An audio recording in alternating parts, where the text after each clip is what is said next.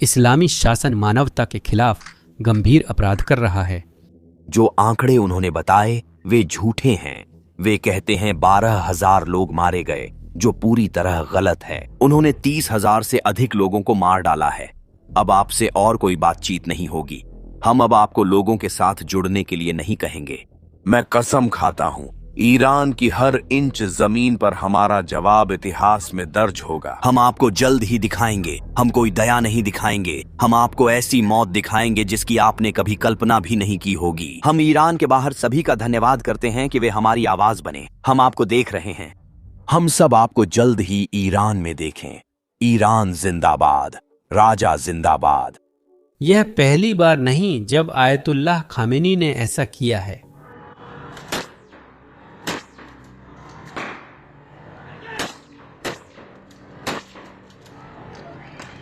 और फिर से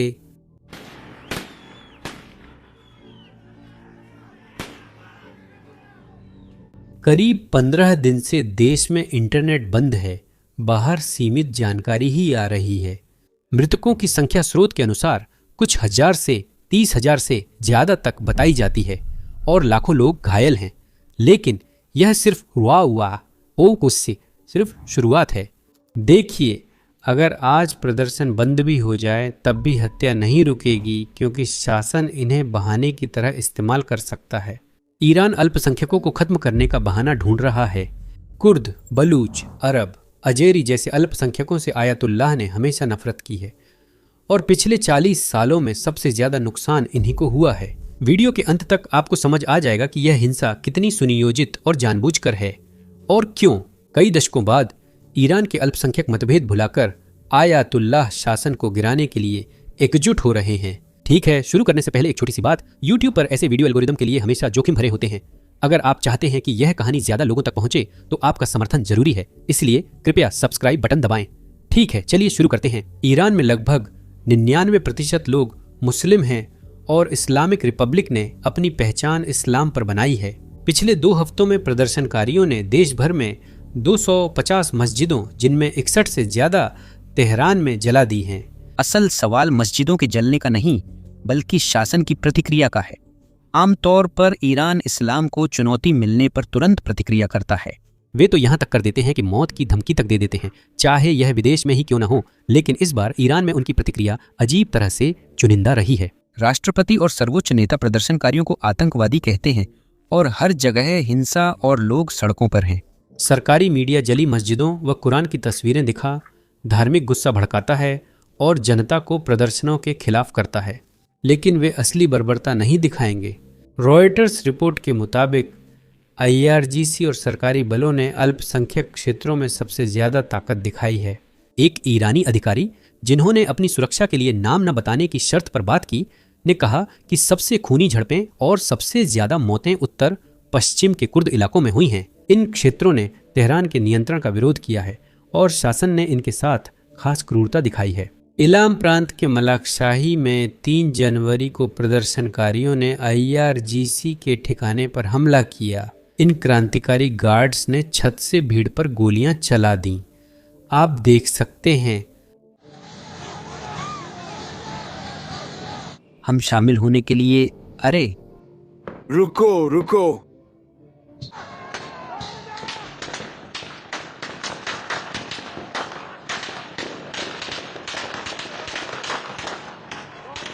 हम अब और शामिल नहीं होंगे।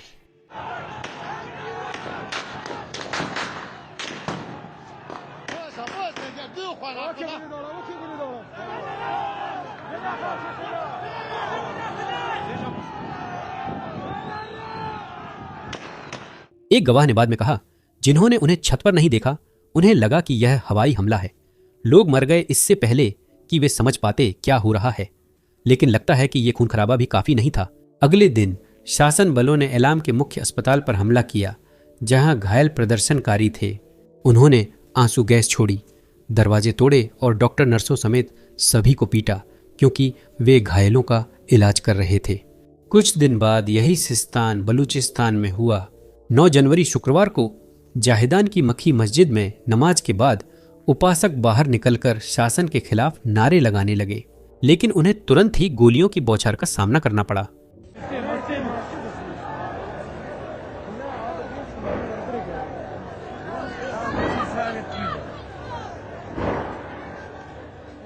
सुरक्षा बल इलाके में तैनात थे और उन्होंने मस्जिद के बाहर निहत्थे प्रदर्शनकारियों पर गोलीबारी की, जिसमें कई लोग घायल हुए, जिनमें महिलाएं भी थीं। यह हमला डरावना था क्योंकि शहर अभी भी सितंबर 2022 की शुक्रवार की हत्या से नहीं उबरा था। उस समय शासन के स्नाइपर्स ने साप्ताहिक नमाज के बाद शांतिपूर्ण बलूच प्रदर्शनकारियों पर गोलीबारी कर दी, जिसमें कम से कम 66 लोग मारे गए, जिनमें बच्चे भी थे। अगले दिनों में 16 और लोगों की मौत हुई। गवाहों के अनुसार सुरक्षा बलों ने छतों से गोली चलाकर उपासकों के सिर और छाती को निशाना बनाया। अंत तक कम से कम 82 लोगों ने अपनी जान गंवा दी थी। फिर 2019 में मशहर शहर में प्रदर्शनकारियों ने कुछ समय के लिए अपनी सड़कों पर नियंत्रण कर लिया था। जवाब में तेहरान ने रिवॉल्यूशनरी गार्ड कॉर्प्स को भारी हथियारों व बख्तरबंद वाहनों के साथ भेजा। अगले 4 दिनों में IRGC ने मशीन गनों से दर्जनों प्रदर्शनकारियों को बेरहमी से मार डाला।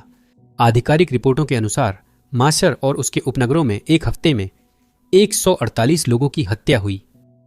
ध्यान रखें, ये सिर्फ वे बड़ी घटनाएं हैं जो सामने आई हैं।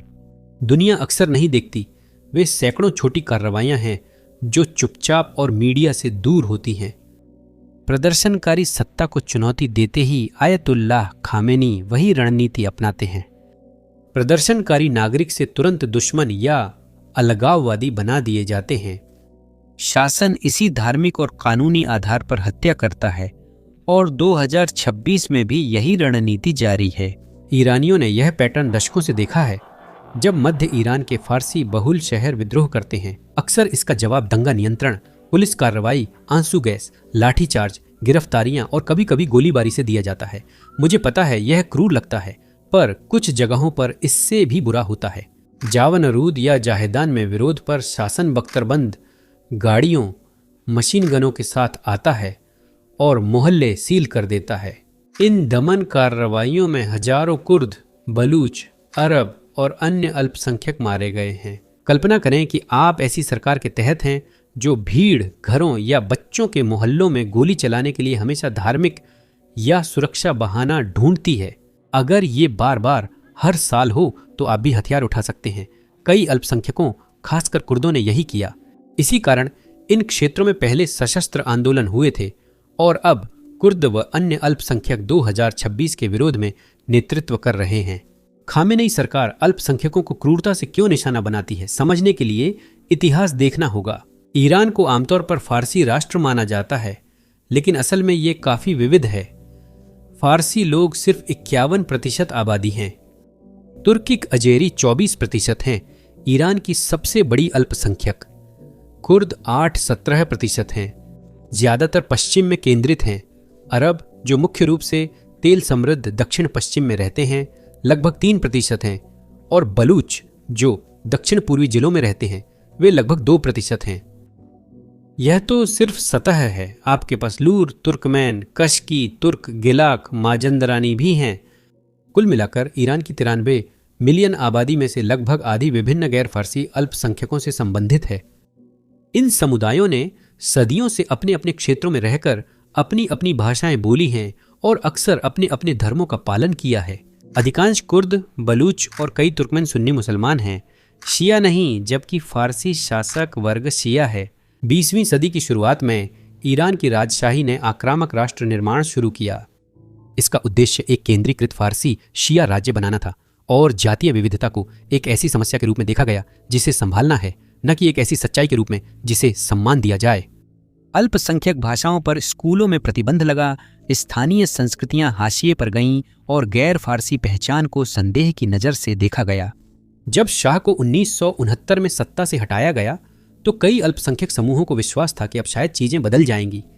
कुर्द, अरब, बलूच और तुर्कमेन ने क्रांति का समर्थन किया और आयतुल्लाह खामेनी की इस्लामी भाईचारे व न्याय की बातों पर विश्वास किया। कई लोगों को उम्मीद थी कि नया सिस्टम उनकी सांस्कृतिक अधिकारों को मान्यता देगा, स्थानीय शासन की अनुमति देगा या कम से कम उन्हें द्वितीय श्रेणी के नागरिकों की तरह व्यवहार करना बंद कर देगा। लेकिन वह उम्मीद लगभग तुरंत ही टूट गई। इस्लामिक रिपब्लिक की क्रांतिकारी विचारधारा ने संघवाद, सांस्कृतिक स्वायत्तता और धर्मनिरपेक्ष बहुलवाद को खारिज कर दिया। खोमेनी और सहयोगी ईरान को एक धार्मिक प्राधिकरण के तहत केंद्र से शासित एक राष्ट्र मानते थे। शुरुआत से ही लोकतंत्र या अल्पसंख्यकों के अधिकार उस परियोजना में नहीं थे। खोमैनी ने अल्पसंख्यकों का समर्थन करने वालों का तुरंत विरोध किया। जो कुर्द नेता स्वायत्तता मांगते या नई इस्लामी संविधान का समर्थन नहीं करते, उन्हें तुरंत गद्दार कहा गया। अगस्त 1969 में सत्ता संभालने के 6 महीने बाद ही खोमैनी ने ईरान की कुर्द आबादी के खिलाफ जिहाद की घोषणा कर दी, जबकि कुर्द प्रतिनिधियों से बातचीत जारी थी।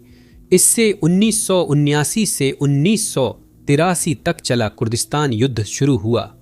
क्रांतिकारी गार्ड्स और सेना ने कुर्द क्षेत्रों में अभियान शुरू कर कस्बों गांवों पर गोलाबारी कर घेराबंदी और खाली करवाया। पूरे इलाके खाली कर दिए गए। जब तक लड़ाई शांत हुई तब तक अनुमानित 10,000 ईरानी कुर्द मारे जा चुके थे, और इसमें वे लोग शामिल नहीं हैं जिन्हें बाद में जेल में फांसी दी गई।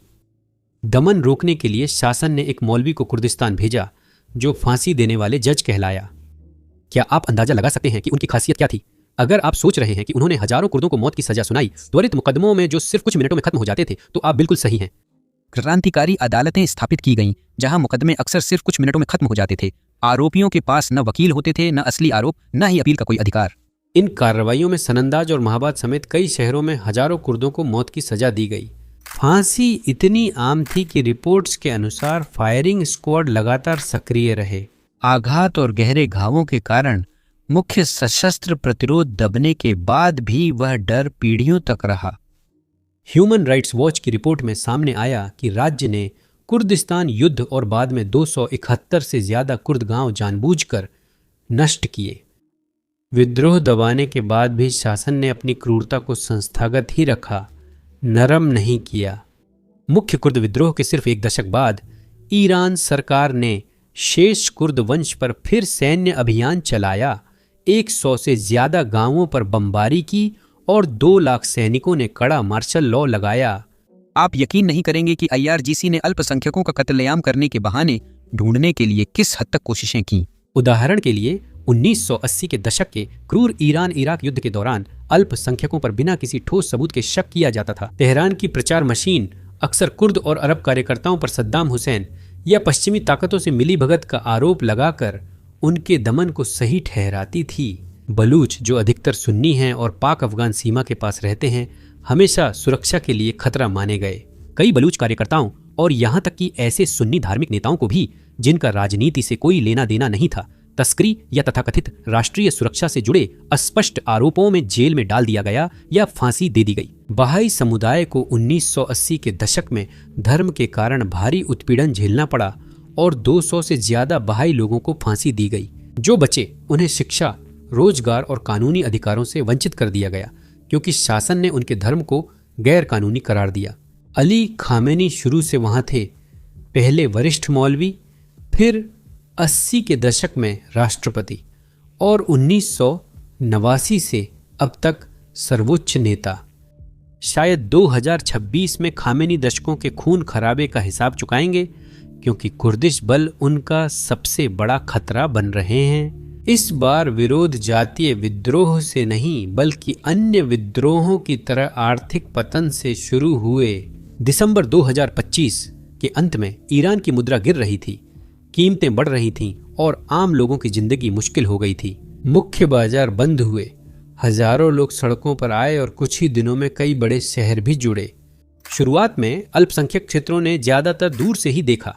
ऐसा नहीं था कि उन्हें परवाह नहीं थी, बल्कि इसलिए क्योंकि उन्हें याद था कि पिछली बार, उससे पहले और उससे भी पहले क्या हुआ था। कुर्द, बलूच, अरब समुदायों ने कई बार विद्रोह किया, पर हर बार उन्हें ताकत से दबा दिया गया। जब बाकी देश देखता रहा तो मानना मुश्किल था कि कुछ अलग होगा, लेकिन विरोध प्रदर्शन थमे नहीं। वे जंगल की आग की तरह फैल गए और आखिरकार एक सीमा पार कर गए। जो गुस्सा आर्थिक मुद्दों से शुरू हुआ था, वह पूरे देश में शासन के खिलाफ चुनौती बन गया। और जब ऐसा हुआ तो कुर्दिश इलाके सबसे पहले पूरी तरह से इस विद्रोह में शामिल होने वालों में थे। 3 जनवरी 2026 को एलाम के कुर्दिश शहर मलाक्शीही में विरोध शुरू हुआ। लोग गरीबी और जातीय भेदभाव के खिलाफ पहले से हड़ताल पर थे, लेकिन जब शासन बलों ने एलाम के अस्पताल पर हमला किया और घायल प्रदर्शनकारियों पर हमला किया तो अगले दिन हालात और बिगड़ गए। इस क्रूरता को देखकर केरमानशाह प्रांत ने तुरंत विरोध प्रदर्शन में भाग लिया। यह विरोध दराद्रेट्स जैसे गरीब इलाकों में उभरा, जहां आर्थिक उपेक्षा और जातीय अन्याय के खिलाफ गुस्सा था।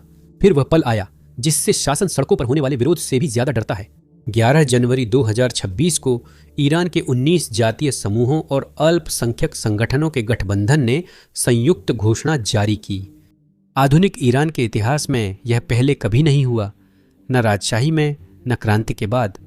कुर्द, बलूच, अवाजी, अरब, अजीरी, तुर्कमैन, कश्काई, लूर समेत कई समुदायों ने मिलकर विद्रोह का समर्थन किया और सबसे महत्वपूर्ण बात, उन्होंने खुलेआम इस्लामिक रिपब्लिक को गिराने और एक नए राजनीतिक सिस्टम की मांग की जो सभी जातीयताओं के लिए समान अधिकारों की गारंटी देता हो। मैं बता दूं, इस्लामिक शासन इसी चीज से दशकों से डरता था। तेहरान चाहता था कि फारसी बहुसंख्यक अल्पसंख्यकों की मांगों पर शक करें और अल्पसंख्यकों को दबाया जाए। इस्लामिक शासन ने देश को इतना बांटा कि एकता न रहे, लेकिन अंत में उन्होंने हद पार कर दी। अब अल्पसंख्यक समुदाय सिर्फ विरोध प्रदर्शनों में हिस्सा ही नहीं ले रहे हैं, बल्कि उन्हें आकार दे रहे हैं, संगठित कर रहे हैं और कई इलाकों में उनका नेतृत्व भी कर रहे हैं। और यही वजह है कि दमन इतना ज्यादा हो गया है। अब सरकार सबूतों को छुपा नहीं सकती। सड़कों पर खून के निशान जल्दी लग जाते हैं, अधिकारी उन्हें साफ नहीं कर पाते, मुर्दा घर भरे हैं, लाशें बाहर काले बैगों में सील होकर कतारों या रेफ्रिजरेटेड ट्रकों में रखी हैं क्योंकि जगह नहीं है। अब विरोध प्रदर्शन और भी आगे बढ़ने लगे हैं। कुर्दिस्तान फ्रीडम पार्टी या पीएसी समूह के बयानों के अनुसार विरोध और दमन शुरू होने के बाद पहली बार सार्वजनिक रूप से सशस्त्र कार्रवाई की जिम्मेदारी लेने वाला समूह बन गया है। जैसे ही यह साफ हो गया कि आईआरजीसी सीधे भीड़ पर गोली चला रही है, उनके लड़ाकों ने जवाब दिया।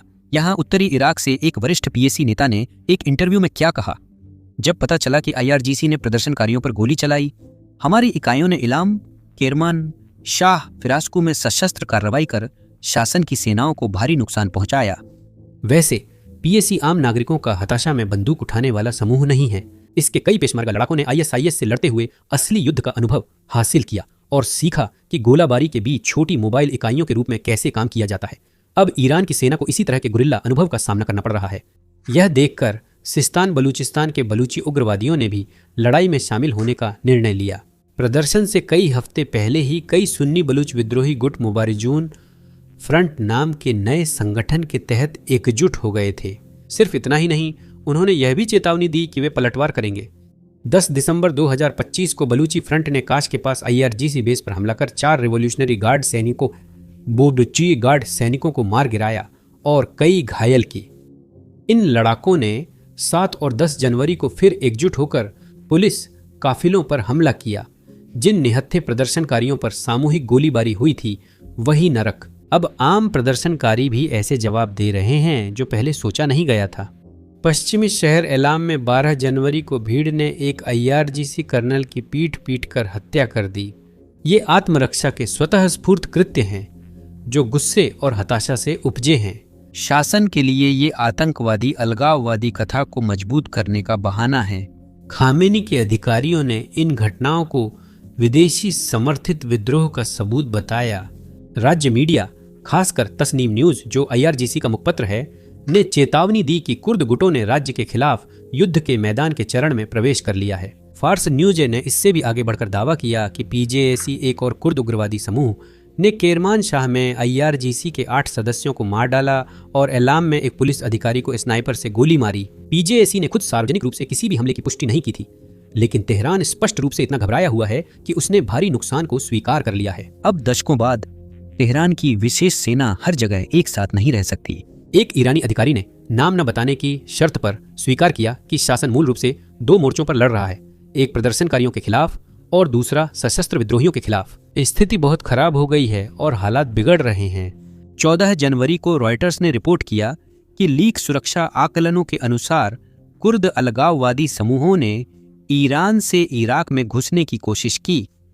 तुर्की की खुफिया सेवाओं ने भी आईआरजीसी को कुर्द इकाइयों की सीमा के पास मौजूदगी की चेतावनी दी थी। अब इन सब का मतलब यह नहीं है कि शासन गिरने के कगार पर है। फिलहाल ऐसा नहीं है, लेकिन इसका मतलब यह जरूर है कि तेहरान अब केवल आतंक के जरिए असंतोष को कुचलने पर निर्भर नहीं रह सकता। ईरान की अल्पसंख्यक आबादी अब शासन के लिए खतरा बन गई है, खासकर एक ऐसे इस्लामी गणराज्य में जो कमजोरों को डराने पर निर्भर है। ऐसी वीडियो की समस्या है जिनमें कई ड्रोन हमले दिखते हैं, भले ही कोई इंसान या रूसी सैनिक घायल न हो। YouTube अक्सर हमारी वीडियो डिमोनेटाइज या प्रतिबंधित कर देता है। पिछले हफ्ते 4 युद्ध संबंधित वीडियो डिमोनेटाइज हुई। ड्रोन हमले दिखाना या यहां तक कि फ्रंट लाइन से फुटेज दिखाना विज्ञापनदाताओं के लिए अनुकूल नहीं है और इसी वजह से वीडियो पर प्रतिबंध लगाया जाता है। यही आधुनिक युद्ध की सच्चाई है जिसे यूक्रेन वासी लड़ रहे हैं और उसमें जिंदा रहने की कोशिश कर रहे हैं। इसीलिए हमने बिजनेस बेसिक्स नाम से अपना खुद का प्लेटफॉर्म शुरू किया, जिसे हमने खुद बनाया है, जिससे हम पर कोई प्रतिबंध नहीं है। हमें अपने ड्रोन हमलों को धुंधला नहीं करना पड़ता, हमें फ्रंटलाइन की फुटेज को धुंधला नहीं करना पड़ता और हमें रूसी एयरबेस के तबाह होने को भी धुंधला नहीं करना पड़ता। इसके अलावा हम अपनी साइट पर कोई विज्ञापन भी नहीं चलाते। हमें सिर्फ विज्ञापनदाताओं के नाखुश होने पर खुद को सेंसर नहीं करना पड़ता, क्योंकि साइट आपके समर्थन से चलती है, न कि विज्ञापनों से। तो अगर आप ऐसे कवरेज में रुचि रखते हैं और आप हमारे वीडियो बिना सेंसर किए देखना चाहते हैं और वो बोनस कंटेंट पाना चाहते हैं जो हम यहाँ YouTube पर अपलोड नहीं कर सकते, तो जरूर basicsinsider.com पर हमसे जुड़ें। आप डिस्क्रिप्शन के लिंक पर क्लिक या स्क्रीन पर दिख रहे QR कोड को स्कैन कर सकते हैं। जुड़ने के बाद आप पहले से अपलोड किया गया और आगे आने वाला सारा कंटेंट देख सकते हैं। इसके अलावा आप हमारी कवरेज और हमारे चैनल को सपोर्ट भी करेंगे, तो इसके लिए आपका बहुत बहुत धन्यवाद। मेरा नाम सैम है और मैं आप सबसे अगले वीडियो में मिलूंगा।